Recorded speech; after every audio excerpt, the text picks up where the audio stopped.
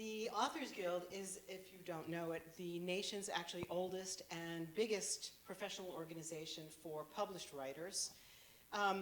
They're concerned mostly with advocacy for working writers in all genres. They do things like they offer legal services, vetting contracts if you need help with that. They advocate for copyright laws and avoidance of copyright infringement in DC. And currently, of course, they're consumed now with how to avoid infringement on original writing by AI and all of that very tangled web. There are some brochures outside on the table, immediately outside the door, about the Guild, as well as some other free materials about the library and several other things outside, as well as some of the books that you'll hear about today by our panelists. Our panel today is titled with a nod to the great Joseph Campbell, the writer with 1,000 faces, creative imagination, cultural responsibility, and inhabiting different worlds. Our goal, though we can't promise that we'll actually have an answer of any definitive kind at the end of this, is to explore questions around what happens when a writer's imagination and creative drive cross into worlds and identities that lie outside expected cultural parameters. Taking that, hopefully not too perilous journey with us today, are our 4 panelists. First we have Maite Iracheta, originally from Mexico City. Maite is a writer, teacher, and translator who's been weaving threads from New York City's fabric for over 2 decades. Her work has seen light and ink in Letras Libres, La Tempestad, La Jornada, and other Mexican publications, and she's interviewed quite a few artists such as Christo and Jean-Claude, Spencer Tunick, Andres Serrano, John Kelly, Elizabeth LeConte, and Argentine poet Saul Yurkevich. She's the editor of an online bilingual quarterly, Ad a Nomad, a literary platform for no-land nomads, and her play on human rights, Umbilicales, debuted at Teatro Círculo in the spring of 2022. Maite teaches language and culture in Spanish and Mexican literature in English and lives in Brooklyn with her daughters. Next we have Jennifer Xu. Jen is a translator from Spanish and an assistant editor at New Vessel Press. Her work has appeared in New England Review, The Common, and Words Without Borders, to name just a few. And her work has been supported by Cornell's Institute for Comparative Modernities, the Fulbright Program, the National Endowment for the Arts, Princeton University, and the University of Iowa. Jennifer's translation include Julia Wong Combs' chapbook titled Vice Royalties, and Augusto Higa Oshiro's novel, The Enlightenment of Katsuo Nakamatsu, which has just been published in this year and is available outside along with several other works after the panel. We are very glad to have Roberto Carlos Garcia. Roberto writes about the Afro-Latinx and Afro-diasporic experience. His work has been published widely in places like Poetry, The Root, The Breakbeat Poets, Volume 4, Latin Next, and elsewhere. He's the author of 4 collections of poetry, Melancolia, Black/Maybe, an Afro-lyric, Elegies, and the recently published What Can I Tell You?, the selected poems of Roberto Carlos Garcia. His collection of essays, titled Traveling Freely, will be out next year from Northwestern University Press. And Roberto is also the founder of Get Fresh Books Publishing, a literary nonprofit. And last but not least, by any means, we have S.J. Roseanne, whose 18 novels and more than 80 short stories have won multiple awards, including the Edgar, Seamus, Anthony, Nero, and Macavity Prizes, as well as the Japanese Maltese Falcon. She's been honored with Life Achievement Awards from both the Private Eye Writers of America and the Short Mystery Fiction Society. Many of her stories have appeared in various best of collections, and she's edited 3 anthologies. Welcome to you all, and thank you for joining us today.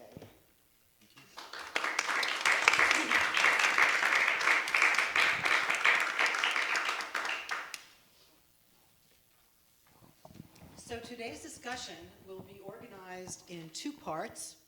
The first part is the part where I'll ask each panelist in turn about certain aspects of their work as they relate to today's topic, so everyone will have a chance to speak freely.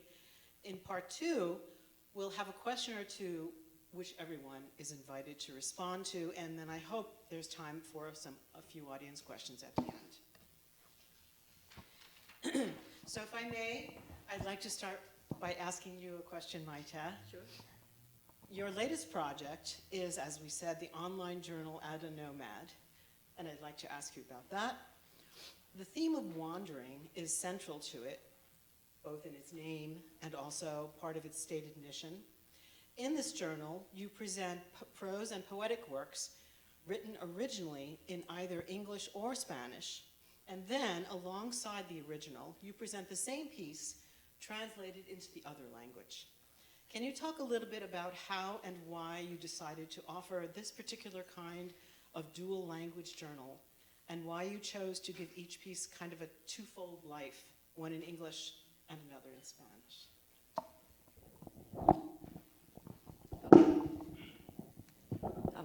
Hi, let me just get this. Yes, should I hold it? Okay, thank you. Well, thank you for being here. Thank you, Kathy. Yes, well, the idea of Ada Nomad, this online journal, started during COVID, at the peak of COVID.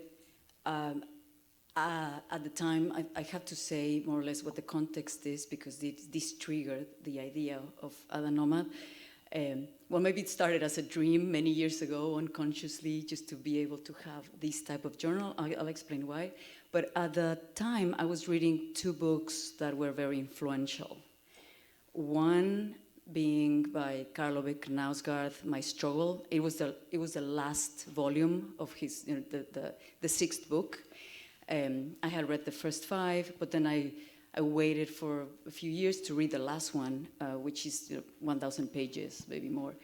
It's autofiction, and so it's the story of this male, white, Norwegian man in the 21st century, about his struggle, with how he's struggling with existing. And then a very similar book was Rosi Braidotti's, who's a philosopher. She's a contemporary philosopher. I was reading a nomadic theory and posthuman feminism. So these were just very, very different books, very different texts. One was autofiction, everything from the eye, the other one was proposing a new route for whatever we're transitioning for. And the idea of the posthuman, according to Braidotti, is that we have finished, we're ending an era of humanism that comes back, we've been on that era for hundreds of years already, in which man is at the center, but particularly, the white male European at the top of the pyramid. And it's all in a vertical hierarchy. Whereas the posthumanism is proposing bringing down that verticality to make it horizontal. In the way where humans and animals and plants, in this case the whole planet, will be on the same level. We're playing on the same field, and we need to respect each other, and we need to rethink each other differently than the way it used to be.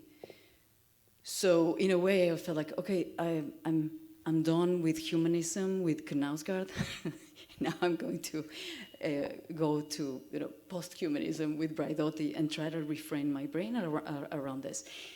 So we were all locked into our houses, during the pandemic. I started communicating more with friends, fellow writers that live in other latitudes, and this new space allowed us, especially with technology, to start a conversation through Zoom or Google Meet about creating something online where we could have access to, but also where we didn't have to bend our knee to the forces that were already in the market, such as the publications that I've worked with in Mexico City. They are led by men, and there are a few female writers in them.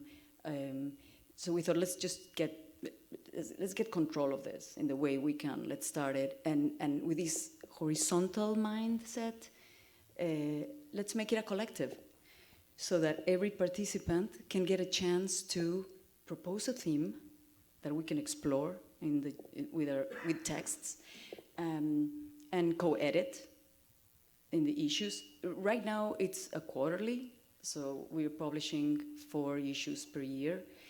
When we make the call for submissions, it's open to all, whoever wants to participate. And it's a cross-bordering project. We cross borders with the idea, not only national borders, geographical borders, because we're all the collaborators, we're all living in different places, as I mentioned. But also we're probably using language that was not the language we grew up with. So in that sense, we're also crossing that linguistic border, crossing age, people of different ages, of the full scope, and hopefully we're going to get better at that. Ideologies, or political stands. So that's been the idea. And an important part of this project is not only, well, at the end, presenting the texts and making them accessible for anyone to read them online. But before we publish each issue, we like to have a tertulia, what we call a tertulia, which is a salon online where everyone who wants to participate is invited to discuss the theme that we've chosen for that issue. And we actually create a list of readings that can be interesting, and not only readings, but also films or videos or music, or so that people can read beforehand and then come and we can have a rich discussion. So that's been part of it, to have a participation, in that sense, collective participation. So that's it. I can talk a little bit about the translation element, or yes. would you? Yes? Yes. Or how are we doing with so then time? If you would touch on, because it's intriguing to me that when a work is created in one language, either Spanish or English in your journal, it's automatically translated into the other one. And to me, when I read it, it's really fascinating because it feels almost as if they're written. Are we supposed to think of them as written by 2 different people? Or what else are you intending by presenting everything at least twice in 2 different languages? Well, we think that, at the core, I think, is Spanish, because the majority of the people, at least that started with the project, our first language has been Spanish, but we also wanted to make the writing in Spanish available to a larger audience. So we thought it has to be in English also, because many of us are living in an English environment, or where English is the dominant language. Not to mention, the language of the empire. So it can get to more readers that way. But the exercise of translating is very important, and it's at the core of the project too.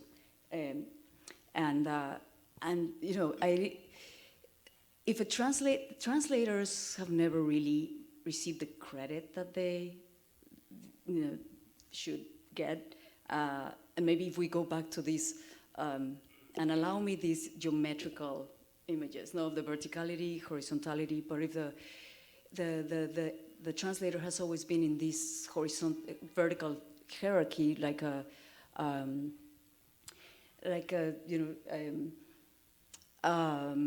surrogate mother, so to say, of the text, is going to only carry the new language, a new version of the language, but not it's not given the right credit as the editor or the publisher would get the credit of being the meta father. And I'm using conservative or traditional terms, right? The translator might become actually another author to the text. And I like to think that the text is nothing without the reader. In the in-between, in the space that happens in between the reader and the text, that's where the magic happens, and that's a very intimate space. We'll never get to know what, if I write a text, what the reader thinks, because I can't occupy that space. But I think something happens when the translator takes that text to work, present it in another language, to create out of that text something else. And then there's another seed that might bloom in between the reader and the text. Thank you, that's perfect, and it also leads us perfectly to Jennifer. Thank you, Maite. Thank you. I'm sure we'll come back to that. So Jennifer, you are a translator, and you've translated mostly the poetry and fiction of South American writers from Spanish and Portuguese into English. Now, Maite is kind of bilingual by nature almost at this point, and also bicultural, and her journal presents works with that kind of duality specifically. In turning to your work, I feel like we're moving from looking at writing that exists in some sense within the context of the creator's or the person's familiar world, to looking at a form of writing, translation, that very consciously and purposely crosses borders into different worlds and identities, or perhaps crosses them and then brings back what it finds there. Is that a valid characterization of what you do as a translator? And also, what drew you to South American writers specifically, and made you want to engage with such culturally different, linguistically different works? Yeah, everyone can hear me okay through my mask, right? Loving hearing about translation as authorship and translation as a form of writing. I think these are not very common understandings of what translation is. I think that's, definitely crossing borders, definitely one way to think about it. What drew me to Spanish are some of the teachers in this room from high school who taught me, whose Spanish classes were what brought me into this literary tradition that I didn't really know about. But what's kept me translating is I translate mostly Peruvian and Cuban writers. On the Peruvian side, I translate mostly Peruvian writers of Asian descent. So for me, I'm very interested in bringing, I'm Asian American, Taiwanese American. I'm very interested in bringing, making the conversation around the Asian diaspora more continental in scope. I think there's an inwardness in how we understand Asian Americanness here in the US that ultimately doesn't make sense because the diaspora is far-flung, and there, lots of, if you look at Brazil has the largest Japanese population outside of Japan, right? So like these are not things that we're often talking about in Asian American conversations here in the US. So that's sort of part of my aim is to help facilitate that conversation a little bit. Oh, I didn't know that. That's very fascinating about Brazil. So how is it fair to ask how you choose, if you choose, which works or writers to translate? So do you have to feel that affinity or connection between either the author or the work itself, or is it just a question of admiration or something else? I definitely have to feel an affinity for the work, not necessarily, identity-wise. I think I'm not a full-time freelance translator, so I get to be a little choosier in terms of what projects I choose. And it is a big commitment, right? Like I often end up doing lots of uncompensated labor, like helping to publicize the book, getting a publisher for it, often acting as a sort of unofficial agent for the writer, especially because a lot of the writers I work with are not in like literary cultures that are very agented, so it's a little harder to sometimes to get your books through the door here in the US.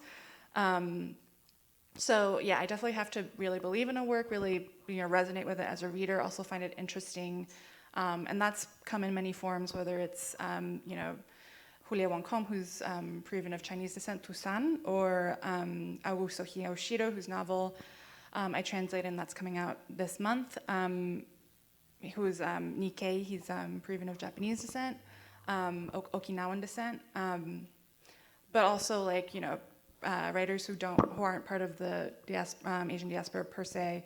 Some of the Cuban writers I translate definitely. I think I've noticed that there's in terms of the writers I've stuck to, there's sort of a liminality in their work, that whether it's because one of the writers I translate, Ana Lidia Begacerova, she's her parents were Russian and Cuban, and she grew up mostly in the former USSR and now lives in Cuba, or obviously being part of the Asian diaspora in Latin America. There's also an in-betweenness there, but that's definitely something I've noticed as a pattern in the works I'm drawn to.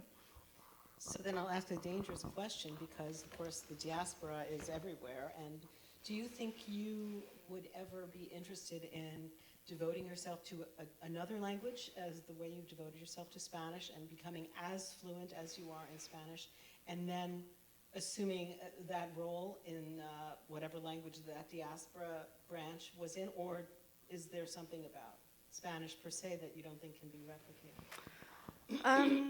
for you? Yeah, I think I try not to romanticize, any particular languages over others. I think it's sort of an accident of my schooling, and a very happy accident. I'm very, happy to have landed where I am. But I'm also a heritage speaker of Mandarin, and that's sort of another conversation that is quite lively. The relationship to the heritage language. I'm much more fluent in Spanish than I am in Mandarin, and know much less about Chinese language literatures than I do about Peruvian or Cuban literature. So I think, I think it would take a lot of work, and there's so much to do still, and sort of my little corner that I've carved out for myself. That, but if I had more time, certainly. Would love to, always learn more and immerse in more context. Yeah. Thank you so much, and thank you for touching on the idea of diaspora, because of course that leads beautifully into what Roberto may have to tell us. Roberto, your poetry, has been described by critics as imbued with the realities of grief, loss, and the quest for identity. Identity is especially central to your collection titled Black/Maybe, an Afro-lyric. In that collection, you inhabit and write from multiple facets of your own identity, as Dominican, as African, American, Black. At the same time, you show how others, including members of your own family, won't or can't acknowledge that these identities can actually coexist in one person. These naysayers appear to insist that you and everyone else has to decide on one thing to be, and then view the world from that single vantage point. Is that a fair characterization of what you do in that space? And can you talk about that or correct what I said? You guys can hear me, right? That's good. For the live stream. For the live stream, yes. I tend to project because I'm a teacher, so I'm always shouting to keep my students awake. You know what? I'll just grab. There we go. So it's fascinating because when I think about your work, Jennifer, right, and I think about that Asian diaspora that's spread out all across South America and the whole world. I think about my own writing and how I'm exploring that colonial period and post-colonial period, and the either forced migration, right, through various slave trades, or whether the migration was forced because conditions were created that forced people to migrate in order to find work, and then how it leaves cultures fractured, in a sense, where you have one part of a culture now residing somewhere else. And so, for my experience, being Caribbean, because even though it's a country that's considered a Latinx country, it's in the Caribbean. Being Caribbean, we have all these nations, right? You got Puerto Rico, Cuba, Dominican Republic, Jamaica, Trinidad, et cetera, et cetera. But the inhabitants of those island nations are predominantly descended from Africa, right? But they've, through various whatever, emancipations and et cetera, we've all created different cultures, versions of English, yada, yada, all in these places. And so there's a disconnect, through time and circumstances that I think is a lot for people to bear sometimes. It's a lot for people to carry. That, okay, those people in that island over there, they're just a little bit different in too many ways I consider important to, to consider them. There's a phrase Dominicans use, de lo mío, one of mine, right? To consider them one of mine. And so I find that as I talk to people about these experiences and I think through them and read and do different kinds of research, that it's about, recognizing all of the facets of that experience, going way back centuries and centuries, and coming to terms with these things that happened and what the wreckage of that looks like and what it is, in order to better understand our different selves, right? Our origin stories and our origin selves, but then also how that impacts where we are today and what conditions we find ourselves in today. Hopefully that made sense, because I tend to really talk through history. And so, that's kind of one of the bigger challenges is, I was speaking to, she teaches at Stony Brook, Dr. Saida Corniel, and we were going through the fact that sometimes with the work, we need to be able to re-educate folks from what they think they know. We need to kind of help people unlearn and relearn in new ways so they can kind of see their experience and the experiences of others and understand them in new ways. And that can be tricky. That can be tricky to do. But I think if people read the work and they come away with questions, I don't remember this that way. Is this, is this really true? So, case in point, something I like to do is to sprinkle a little bit of the Afro-diasporic experience into my work. So not only narratives that can be tied to personal experiences or the experiences of my community, but also the experiences of other Afro-diasporic people to demonstrate where these intersections lie, how we are all kind of experiencing the same thing for the same reason because of this colonial, post, and neo-colonial experience, right? And so a lot of people, they'll say to me, well, I didn't know that, the black people in England were going through this, or I didn't know that there were, Africans in Israel, or, Africans in all types of places kind of experiencing these strange things. And so, again, that's another way of kind of re-educating that we have all these similar experiences, we just don't recognize it. I'll end that, I had a student of mine, she called herself a mutt, but I said, don't do that, right? You tell me like what, so she's like, okay, Irish and German, and we have a little project that we do where I say, just find your ancestry as far back as possible, just find it. And one of the things she found about her Irish ancestor is that they smuggled aboard on a ship and came into the U.S. As today we say undocumented, right? I don't know what they said back then, but they smuggled aboard a ship, and that a German ancestor was fleeing, like, violence, male, familial violence, and came to the U.S. And I said, look how similar those stories are. I said, now what was happening socially, politically, in that time that kind of instigated those things, right? And so how, identity-wise, speaking of identity, that identity, and I don't want to say a victim, but that identity of, a person whose body and space are violated, right? That identity of a targeted person. How does that then intersect with the people that you know in this classroom? I said, me as your professor, right? So it was very eye-opening. And so I think that one of the wonderful things about digging into your own history and exploring these facets today we call, exploring identity, personal identity, etc. You find that there's also a political identity historically that we each have, and we always share, no matter where in the globe you come from. So very roundabout answer, sorry, but hopefully that touches on it. It's fascinating. So when I was reading a lot of your poems for this,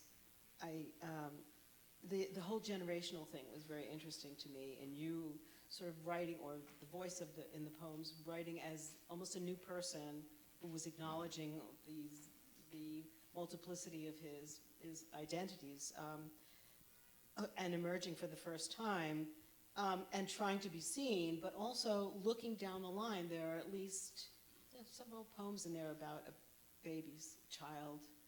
And I just wanted to know what, looking down the line into the future, can you talk about that, how you can write about that? Oh man, I was talking. Not a hard question. No, I just say because I'm a very bad person to ask about the future because, and I have kids, so I'm hoping that the future is, I'm fighting for a much better future, but, I'm all dystopia'd out right now, and the literature is dystopia to the max, and I'm like, we're living dystopia. We don't need to read any more fiction about dystopia, but I'm trying to figure that out. I'm just going to be honest. I'm trying to figure that out. Not only for the sake of my own writing, so it doesn't veer too deep into pessimism, but I think also to give my kids a way forward into what the future will look like. As far as, I think my exploration, I keep looking to not just my history or the history of my people, etc., the history of our species, in order to see what is possible. A question that came up when I was talking to someone is, can we have a bloodless revolution?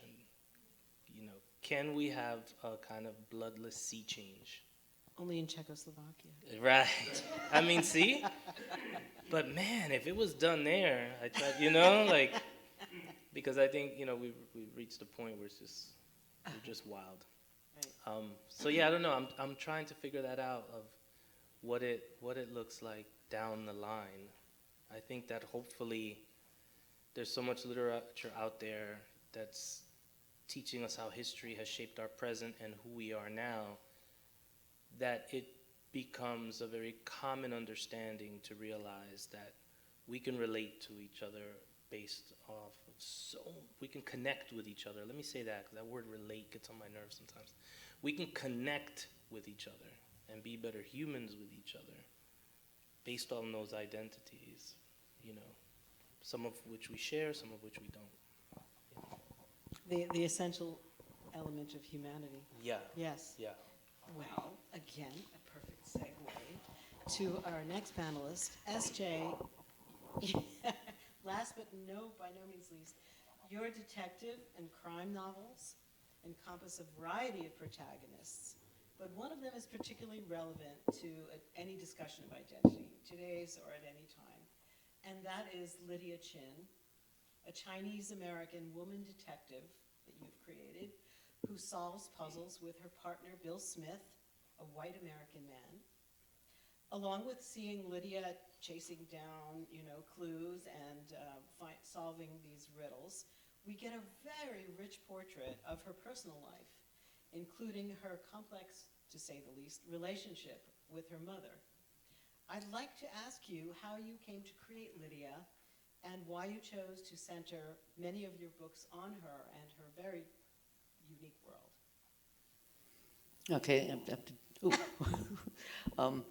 see if I can do this in 5 minutes, because this is usually a 45-minute talk, because it's about the meaning of the private eye form. I'm a crime novelist, and everything I write is in one way or another involved with crime, but the series that Kathy's talking about is Lydia Chin, Bill Smith series. It alternates the characters as narrators from book to book, so Lydia will narrate, and Bill will be the sidekick, and then Bill will narrate, and Lydia will be the sidekick. And the private eye form, as far as I'm concerned, is about moral ambiguity.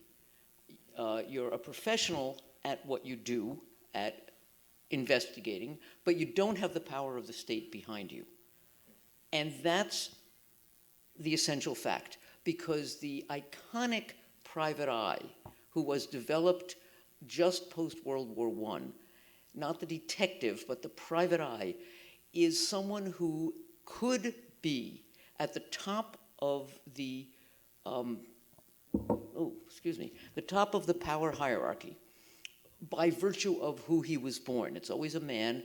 It's a white, straight, educated, non-disabled man. And because of that, he could go right into the power hierarchy and be at the top, but he can't. This guy, this hero, this iconic private eye, can't do it because the price is too high, because the price is always your soul. And so he backs out. And the heroic nature of that character is his refusal to participate and the power that grants him to see other people being sucked under by this power structure and to save them.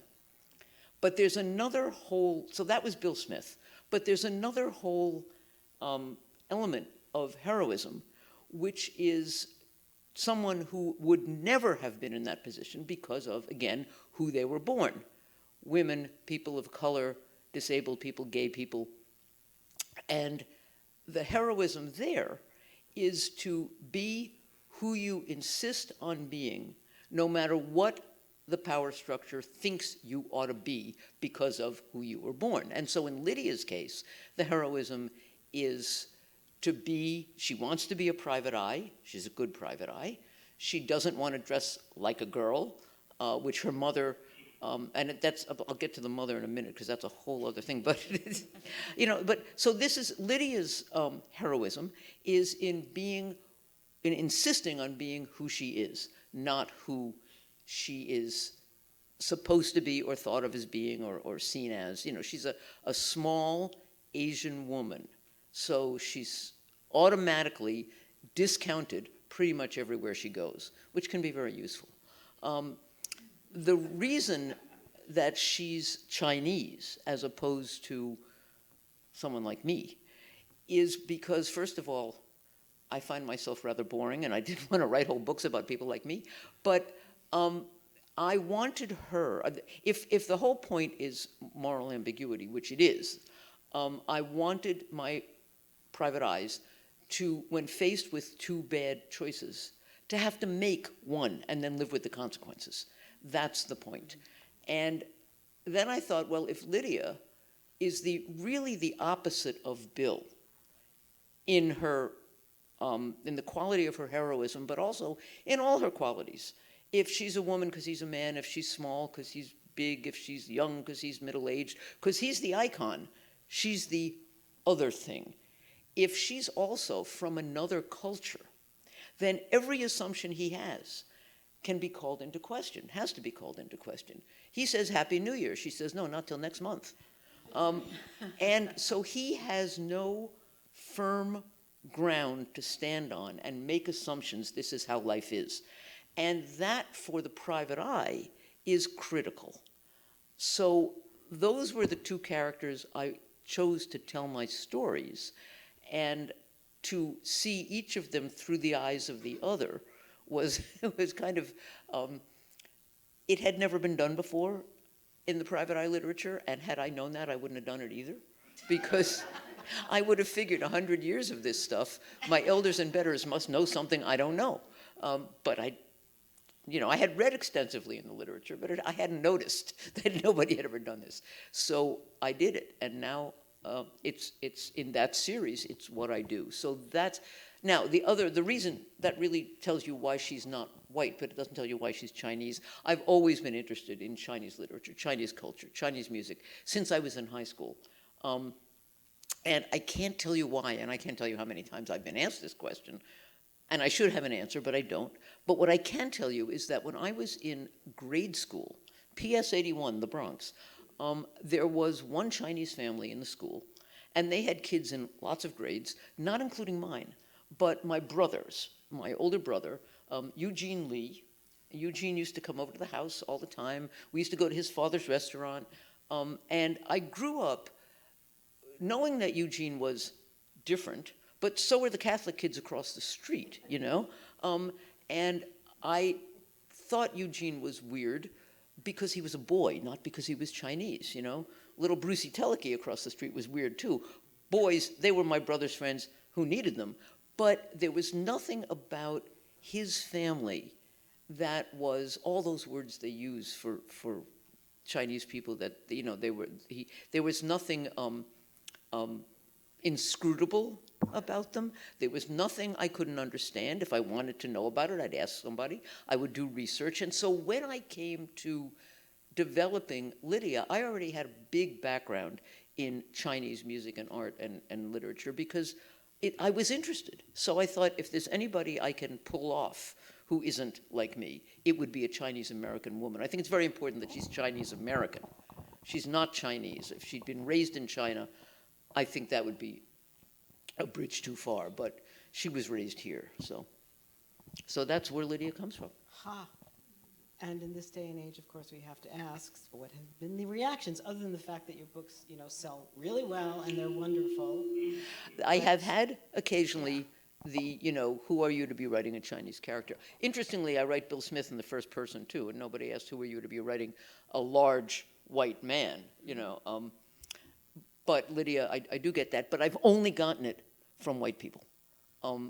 From Chinese people, now for all I know, the Chinese person will start the book and then throw it across the room because they hate it, but mostly I get, I love to see myself on the page. That's what I mostly hear. And in fact, my favorite comment I ever got at a book signing was this young Chinese American man, also brought up in Chinatown like Lydia, comes and wants his book signed, and he said, I just have one question. When did you meet my mother? I thought, ooh. Well, thank you. We are obliged, I think, because of the title of this talk, to touch on the notion of authenticity, which we haven't, and I'm going to start by aiming this question at you, SJ, but I'm going to ask everyone, if they'd like to chime in on that. The world you create for Lydia Chin, it feels extremely authentic, and I have to ask you what you, apart from that series, what you, with your long experience as a writer, think of, if you think of it, as authenticity. Or maybe you scoff at it, knowing you, and whether, in your view, it signifies something more than, or distinct from, or squarely in line with genetics and upbringing. What does authenticity mean to you? Just Well, yeah, the genetics, not so much. Cultural upbringing, that's different. And I would not have tackled Lydia if I hadn't had this deep background in Chinese art and literature and stuff, if I didn't have Chinese American friends. And I need to put in a word here in favor of sensitivity readers, because everybody is having a cow now that sensitivity readers are damaging our creativity and stuff. And I'm saying we have always done this. We have always done this. When I started Lydia, I would send stuff to my Chinese American friends and say, does this sound right? And they would tell me where it sounded wrong. I have no problem with that. do that less and less now because I'm deeper and deeper in the world. But I think authenticity relates to how you live and how you relate or connect with your characters, not necessarily who you are and where you come from. But if you're going to do what I do with Lydia and with Bill, you are obliged to do your research. You're obliged to do the reading. When Alexander Chi has these 3 questions he asks about when you're going to write in a different voice, and one of them is, do you read people from that ethnic group? Is that part of your enjoyment? Is that what you do?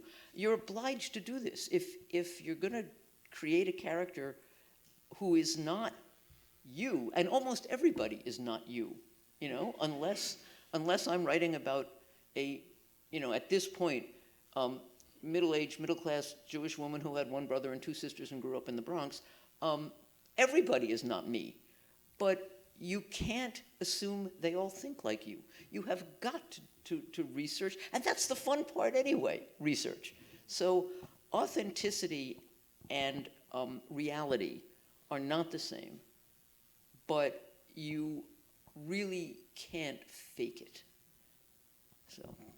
So if I can paraphrase, it seems like for what I'm hearing, maybe I'm wrong, is it's about the connection between the writer and the protagonist. And the character, right. And the character, yeah. And if you have that real connection, then the character can connect to the reader. Would anyone else like to dive into this murky pool? I mean, I just think that's another crossing borders, no? Yeah, I mean, you're crossing a border of or reality, what we consider reality, and then fiction, and just meeting characters in this weird dimension. But I think that one artist, writer has to train the imagination, do the homework, do the research, and be skillful at your chisel, because if you're going to build a 17-foot David, then no one is expecting you to be 17 feet tall. So, but the homework has to be done. Also because you want to, as a reader, suspend your disbelief, believe in the story, immerse in it, and think that this can actually happen, no matter how dystopian or no matter how out of this world it can be, But or as Coleridge would put it, the suspension of disbelief, or just poetry. It's a poetic space where you just meet the intentions of the author, and then that's when the text disappears and the artifice disappears. Thank you. Anyone else?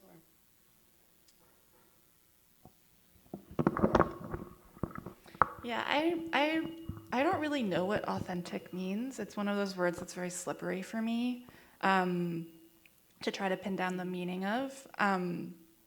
But I guess it's easier maybe in translation work to think like something that's more easily defined is like accuracy, even though it is also a very fraught idea. Like you can translate something wrong, incorrectly, right? Or you can translate something in a way that's ambiguous, because different readers have different interpretations. It can be ambiguously translated, but you can also just like mistranslate something. So I think very much on board with like doing your research. My friend, who's a poet, once said, used the term radical self-doubt, which I love, just like questioning every assumption I may bring to the page. And I have mistranslated things because I was thinking about a word, let's say in the wrong dialect of Spanish, right? Like chicharrón means different things in Mexican Spanish or in other Spanishes, right? So questioning the assumptions and doing your research, I think that's, how I try to approach accuracy as a translator. Very good. Yeah, when I think about the word authentic, I think about, food. Authentic Cuban food, right? Like, I don't necessarily think about art because we're creating a lie that's supposed to, approach reality to such an extent that people they're submerged in it, right?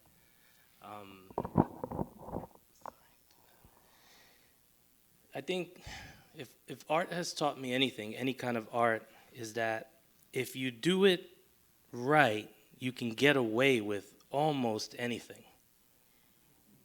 Right? I think art teaches us that. If you do it right, you can get away with almost anything. So, to that end, I always find that it's about intention. What are you intending to do with any given project where you are stepping into a place that, is challenging or frightening? I was listening to this interview Roxane Gay did in the New York Times with a couple of other writers. I think you sent us this link, and they were talking about American Dirt and and the backlash the author faced. And Roxane Gay put it very plainly. She said, she failed. That's why the book wasn't good, and she tried and it didn't work out. But there's some people who have tried and they've done it and it's worked. For whether they did their research, whether they were sensitive to what was going on, whatever it might be. So I always think about intent, and I think that I also then think about the language around that intention. How do you speak about these characters you invent? How do you present them? What do they actually become in the creation of this work? What function do they serve? I think when you start to break it down along those lines, you really begin to get a clear picture of, whether what you're doing or not, it will be problematic for people. If you can be honest, I think about that, right? So, one of the most, I think recently, we've heard a lot of women identifying writers, criticize the way men write women. And they're right, it's pretty bad. Right? It's pretty bad. And so you're going to keep, I think as a male identifying writer myself, we're going to keep failing. I know I'm going to keep failing at it. But as an artist, you have to push your boundaries. You have to try to encompass, humanity in your work, realistically, right? But again, it's the intention. What is the intention? And I think that can determine a lot for you. That will determine how accurate or inaccurate your work is. And I think that if you listen to yourself talk about the work that you're trying to do or the characters you're trying to introduce, very carefully and honestly, it can tell you a lot about where you are going wrong or not. Thank you for that, everyone. And I guess we may have time for one quick question. Maybe we have a very short, if it's possible, answer to this. Roberto, I think you've actually touched on it already, which is what would you say in this day and age when there is so much passion among writers, critics, readers about this act of, writing outside yourself, let's call it. What advice would you give to someone who's contemplating doing that today, if you have any? Well, I would say, look at Alexander Chi's 3 questions. Why do you want to do that? Do you read in that area? And why do you want to tell this story at all in the first place? And if you can honestly answer all those questions and they are good answers, then go ahead and do it. But if you're doing it I edited an anthology for Mystery Writers of America, and we had open submissions in some of the categories, and we got one story from a white guy writing from the point of view of a Native American. And in his little introductory letter, he said, I know this is, kind of not done these days, but I think a writer should be allowed to do whatever he wants to do. And I thought, uh-oh. And I was right, it was not a good story, because he was writing it because he thought he ought to be allowed to write it, not because he had something really to say right there, right then, in that voice. So, if you can answer those questions and give yourself good, honest answers that make you more excited about the work instead of make you wonder about yourself, then I would say do it. I would never say censor yourself because the world might not like it. That's a whole other decision you have to make. But if you're really serious about why you want to do it and it makes sense to you, then do it. Thank you. Anyone else like to chime in? Well, I would say that among the readings I've been doing, and this Rosy Braidotti led me to Paul B. Preciado, who's a trans philosopher from Spain, but has lived in many different places. So with Preciado, thinking about modern ontology, how it defines identity. No, like identity is being exactly what the self is. So it's identical, being the same thing. And Preciado says, what about viral ontology? So let's think of COVID, for example. What viral ontology would say is actually it's the virus is the becoming others. It's never fixed. It's constantly changing. So in this always evolving, always being something else, I would say we're not trying to, for ourselves, try to be in that ever-shifting Moebius belt, just exercising, if we can change our pronouns, we can change, I think we're moving into a more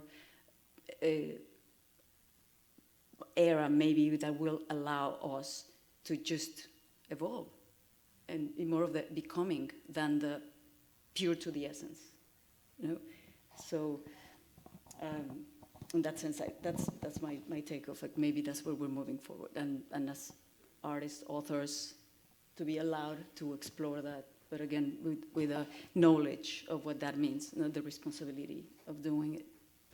Yes, not just by force of will, but by force of sensitivity to what you are and other people are. Mm-hmm. Well, thank you. I think we may have time for one or two, maybe one audience question. Yes, I have a question for Monica and possibly for SJ. It's the same question, but slightly different. You write both in English and in Spanish, and you translate. Do you feel that you are different when you're writing in English and Spanish? And in a related vein, when you are being Phil or being Lydia, is there something in you that's somehow being tapped that's different? I like that question a lot because I've reflected on that. I feel very free when I'm writing in English. Like I take more risks. Yes, there's less attachment to what I do. I guess I can, maybe because right from the start, I know there's going to be a lot of mistakes, especially with prepositions. So I just dive into it, just jump the cliff and, whatever. And in that way, I think the product is more playful also. I take more risks. Yeah, that's an interesting question. I think Bill notices things different from the ones Lydia notices. They think in different lengths of sentences. Their syntax is different. So I think that different parts of me. But I write other stuff too, and the same thing happens. a voice that I start. I have this new stuff now that I'm writing from the voice of a Chinese man in London in 1924, and he has sort of, kind of stick up his beard, it's a whole different voice. And when I write in that voice, I can't. He's only inadvertently funny. But I think that, yeah, it does tap into different parts of you. And I have the same question for you, because you have different identities. As one of them becomes larger than the others in something you write, do you feel different? Well, it's interesting. I don't know. I don't feel so much so that they're all different identities. I feel almost like they are, just different aspects of an identity, if I can say that, right? I'm also a translator, and the book I translated, there's a certain publisher that owns the rights to the author's work, so I haven't been able to get it published, but we won't go there. It's the same, I guess, when I'm writing about these different experiences. You're not just a translator, let's say, of the author's work. There's cultural cues and things that have to come over in the translation sometimes in order to make what the work is saying make sense to us. In particular, if the poet or the novelist, the writer, is humorous or whimsical or picaros, I think that's a word we use in Spanish, right? If they're sarcastic in that way, how do we transfer that language-wise now? So you're also translating a place in time, language in a moment in time. One of the things I did was I took a dictionary that was published in 1931, a Spanish-English dictionary from 1931, to get the meanings of the words during that time to be more approximate, right? So I think one of the trickiest things is also, whether it be writing about these different aspects of identity that's tied to this historical experience, or whether it's translating these kind of cultural cues and experiences that are more specific than the cliche that's out there. Great. Any other questions? We have time. I think one, yes. I don't have a question. I just have a general comment. I want to thank you, these panel of artists that are joining us today. I just want to go back to the authenticity issue. One of the Atom's character in one of the Robards movie defines authenticity as, she said, you are more authentic the more you behave the person that you dream to be, which implies definitely fiction, right? And you artists are dealing with language which is fiction. So don't worry about authenticity. Don't be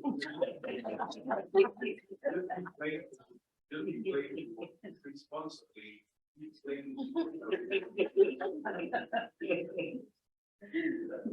Why words? One more. Yes. Yeah, I think you sort of hinted at this specter in the last 6 months of machine intelligence right at the beginning of something up.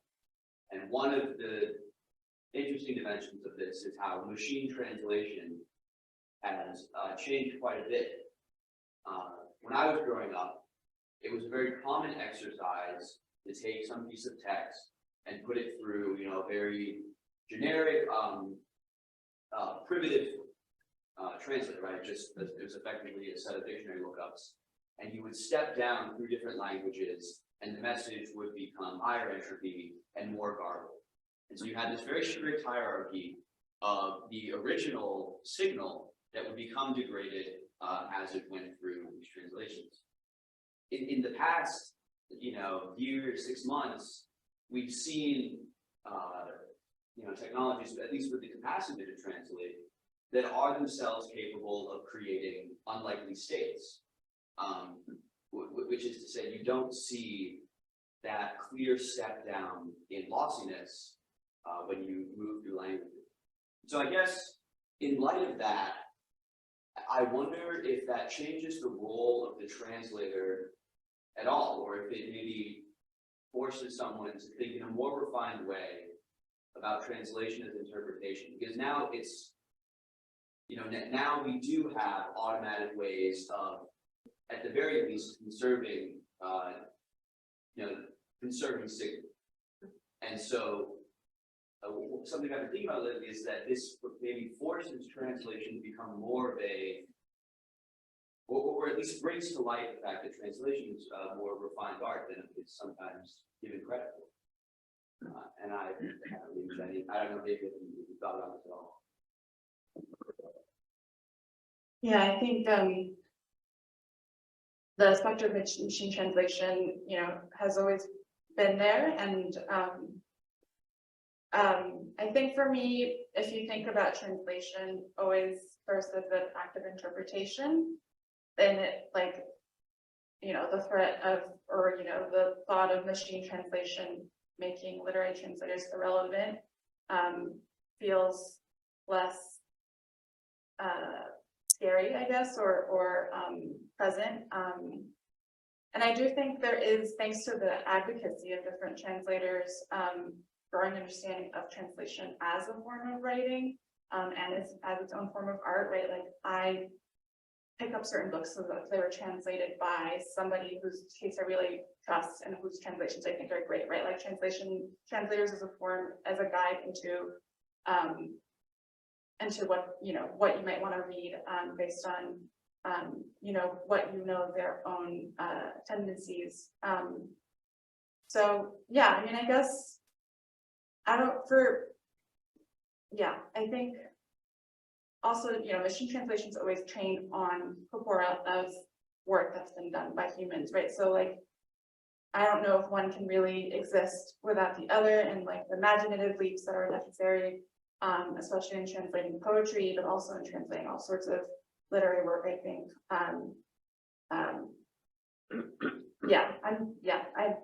Where it is right now, I'm not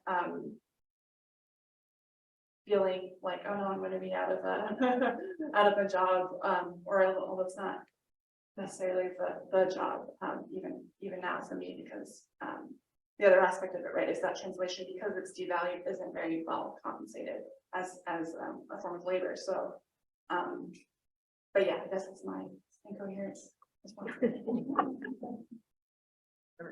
Yes.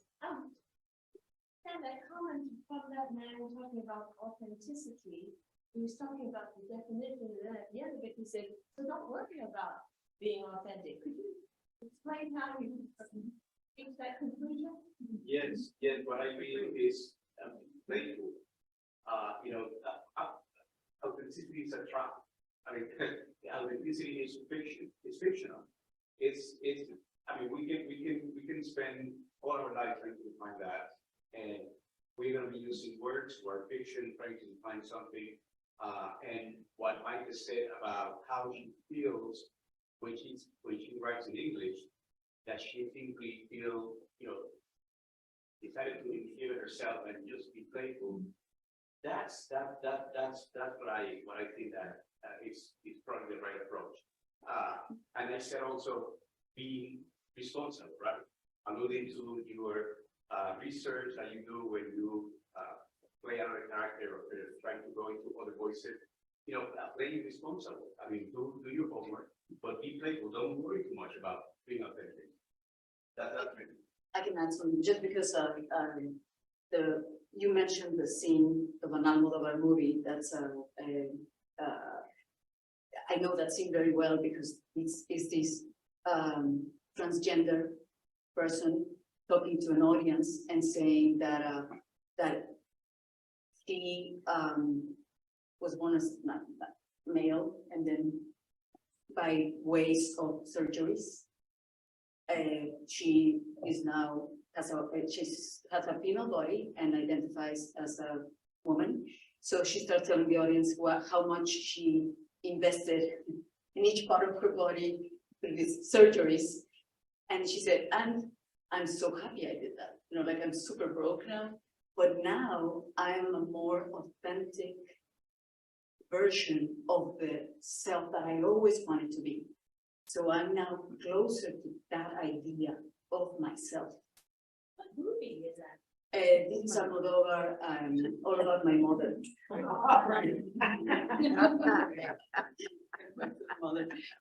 all about my mother.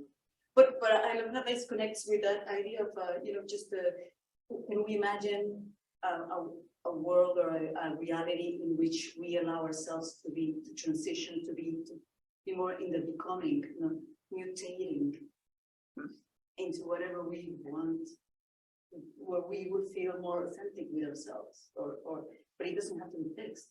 It can also be changing.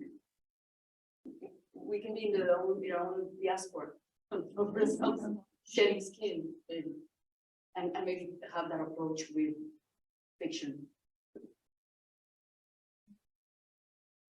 I guess on that note, very complex note, we will thank our panelists once again